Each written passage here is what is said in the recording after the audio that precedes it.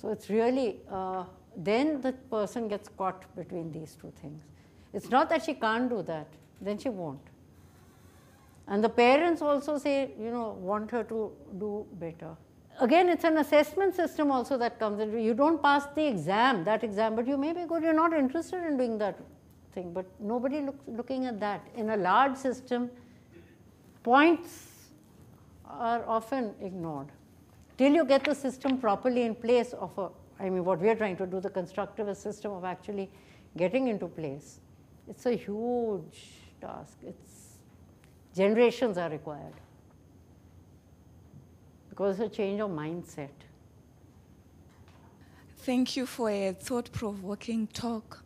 However, my dilemma is in reconciling systemic inequalities where national ideology has embraced capitalism and global competitiveness, which in turn defines the educational and value system. Yes, it does. There's no dilemma in that. It happens. The dilemma is only if you challenge it. That's what he was saying about this economic freedom. That's what I was trying to get. What does economic freedom? Does it give the so-called happiness? Economic freedom is what we want. Then another person was arguing that it doesn't necessarily give everybody all, the basics even that are required. Is that so? Or can we work towards, a social capitalism mix where everybody gets, which is what India really wants. But India isn't being able to do it. I suspect every country really wants that. You want the good capitalist aspect also, without the bad parts that come with it. It doesn't happen like that. Once you go capitalist and allow for some things, unless values, good values as perceived by us and not by those persons,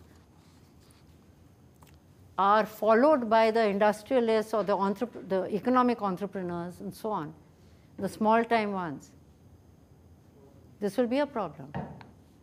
Because your education system is designed to make you take independent decisions, become economically free, say, or climb economically. And the values are really not built into you. They're being given less and less place in the curriculum even.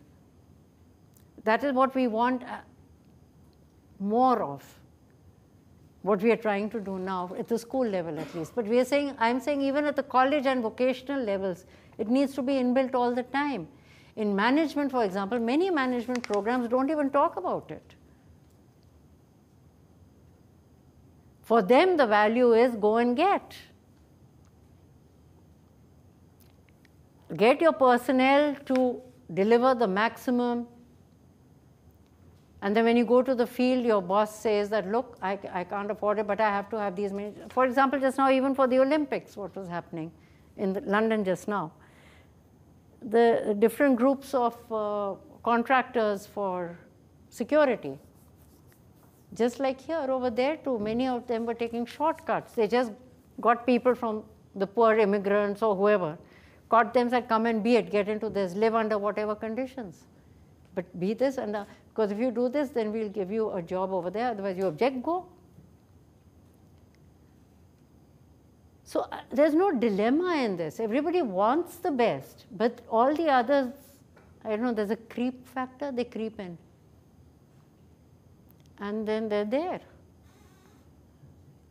Because if your code of ethics says that everything for me, and I don't care what happens to the next person, because that is basically what capitalism says.